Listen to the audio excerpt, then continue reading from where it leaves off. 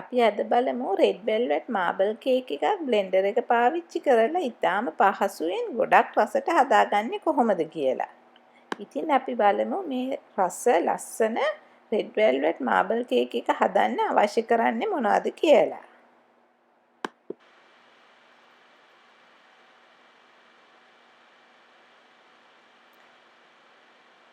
සීනි, පාන් පිටි, කිරි, melted butter, තෙල්,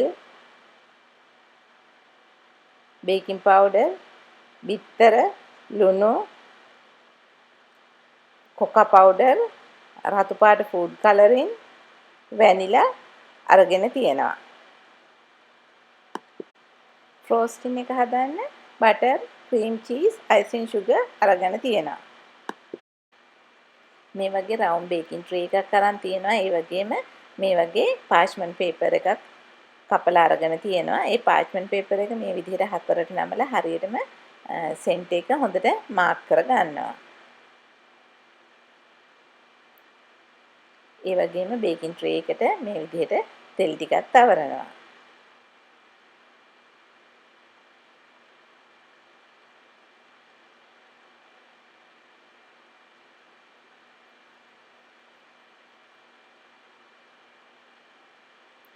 පාර්ච්මන්ට් පේපර් එක මේ විදිහට බේකින් ට්‍රේ එකේ අඩියට එකතු කරනවා. බ්ලෙන්ඩර් එකට බිත්තර එකතු කරනවා.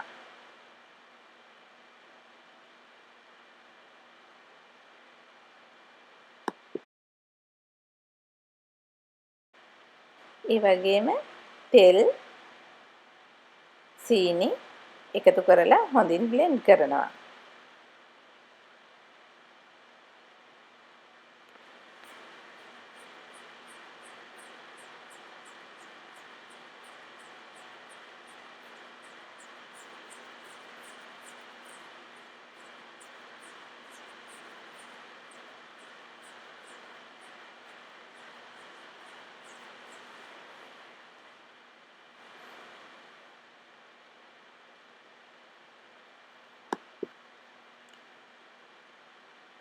හොඳින් බීට් කරපු බිත්තර මිශ්‍රණය බෝල් එකකට එකතු කරනවා.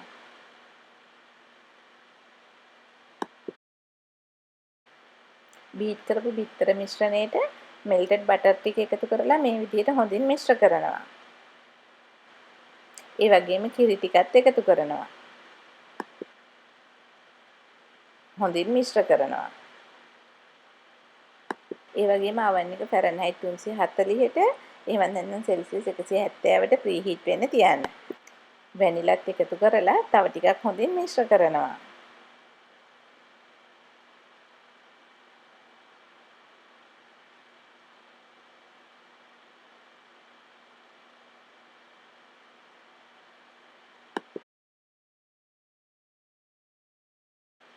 ඊළඟට ස්ට්‍රේනර් එකකට පිටි ටික මේ විදිහට එකතු කරනවා.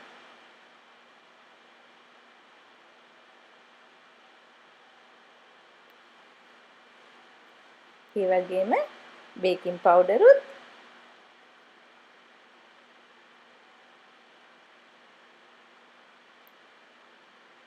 ලුණුත් එකතු කරනවා.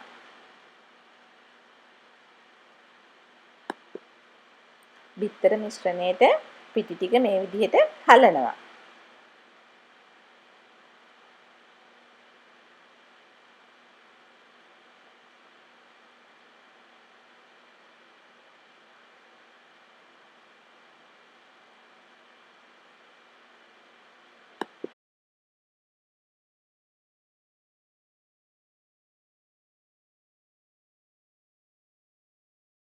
බිත්තර කිරි මිශ්‍රණයට හලපු පිටි ටික මේ විදිහට ස්පැචුලා එකකින් හොඳට මිශ්‍ර කර ගන්නවා. මේ විදිහට මිශ්‍ර කර ගන්නකොට කැට මොනවත් හිටින්නේ නැති වෙන්න හොඳට මිශ්‍ර කරන්න ඕනේ.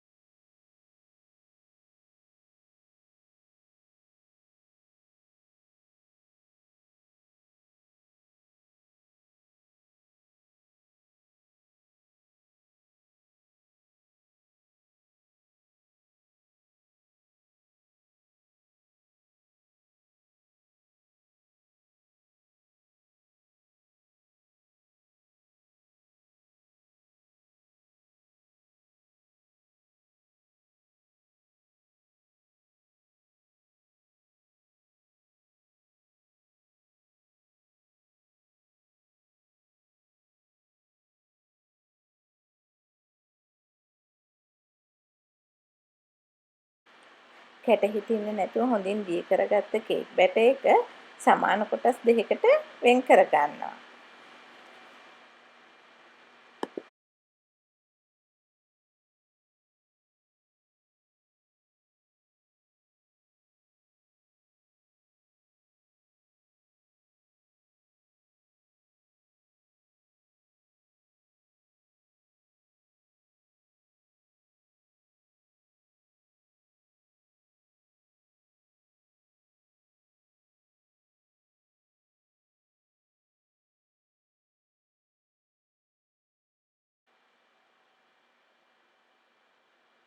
සමාන කොටස් දෙකෙන් එක කොටසක් මේ විදිහට අරගෙන ඒකට කොකා පවුඩර් මේ වගේ හලනවා. ඒ වගේම අවශ්‍ය ප්‍රමාණයන් ඩිස්ක්‍රිප්ෂන් බොක්ස් එකේ දාලා තියෙනවා. මෙතන කොකා පවුඩර් අරගෙන තියෙන්නේ unsweetened කොකා පවුඩර්. ඒ කියන්නේ පැණි රස නැති කොකා පවුඩර් එකයි අරගෙන තියෙන්නේ.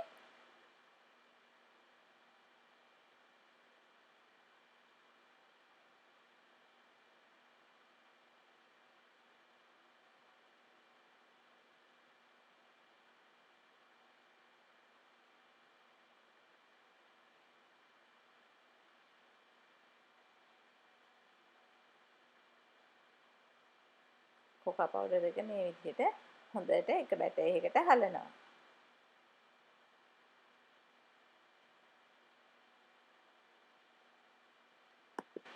කොකා පවුඩර් එක කේක් බැටර් එකත් එක්කලා හොඳින් මිශ්‍ර කරනවා. ඊළඟට රතු පාට ෆුඩ් කලරින් එකතු කරලා රෙඩ් වෙල්වෙට් කලර් එක හදා ගන්නවා. සමාන කොටස් දෙකකට වෙන් කරපු කේක් බැටර් දෙකට එක සමාන මෙෂරින් කප් දෙකක් එකතු කරා.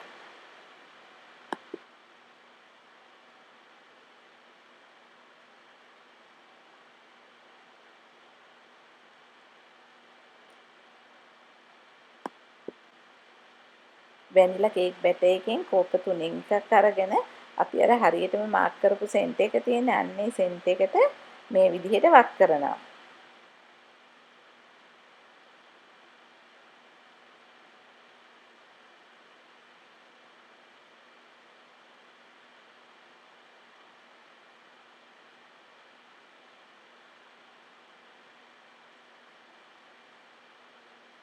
ඊළඟට රෙඩ් වෙල්වෙට් එකෙනොත් කෝප 3 එකක් අරගෙන හරියටම සෙන්ට් එකට මේ විදිහට දානවා.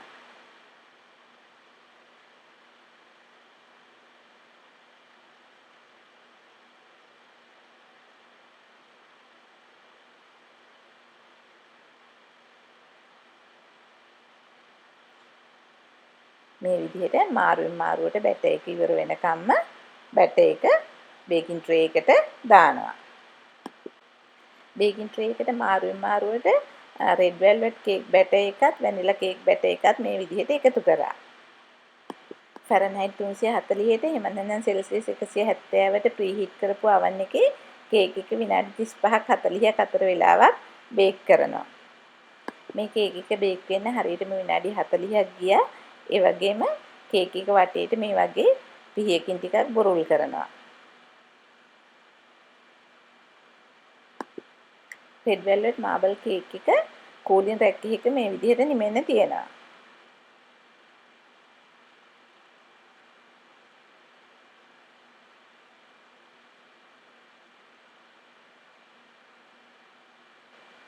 ඒ වගේම බේකින් ට්‍රේ එකේ අඩියට දාපු පාර්ච්මන්ට් පේපර් එකත් මේ විදිහට අයින් කරනවා. කේක් එක නිමෙන අතරේ ක්‍රීම් චීස් ෆ්‍රෝස්ටින් එක හදමු. ක්‍රීම් චීස් ටික මේ විදිහට බෝල් එකකට එකතු කරනවා.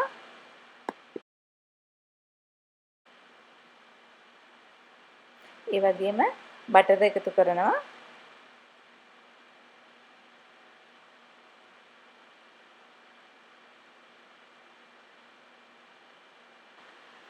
ක්‍රීම් චීස් බටර් හොඳින් බීට් කරනවා. මේ විදිහට ක්‍රීම් චීස් බටර් බීට් වෙනකොට අයිසින් සුගර් එකතු කරනවා.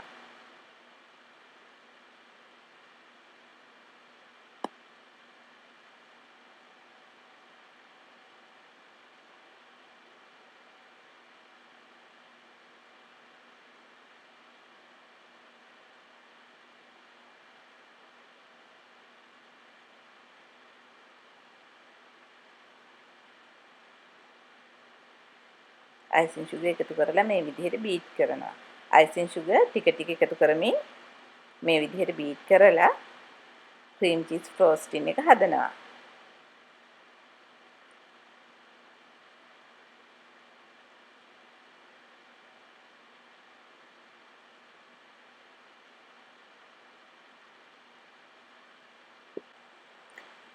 ක්‍රීම් චීස් ෆ්‍රෝස්ටින් එක මෙන්න මේ වගේ පදමට එන්න හදා ගන්න ඕනේ.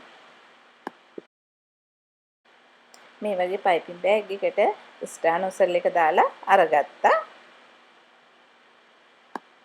පයිපින් බෑග් එක මේ වගේ වීදුරුවක් ඇතුළට දාපුවහම ක්‍රීම් චීස් ෆ්‍රෝස්ටින් එක පයිපින් බෑග් එකට දාගන්න හරිම ලේසියි.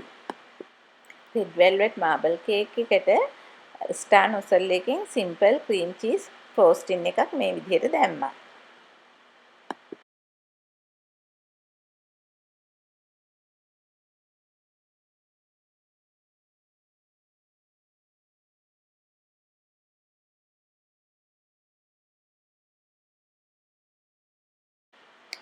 අපි එහෙනම් රෙඩ් වෙල්වෙට් මාබල් කේක් එක කපලා බලමු ඇතුළ කොහොමද කියලා.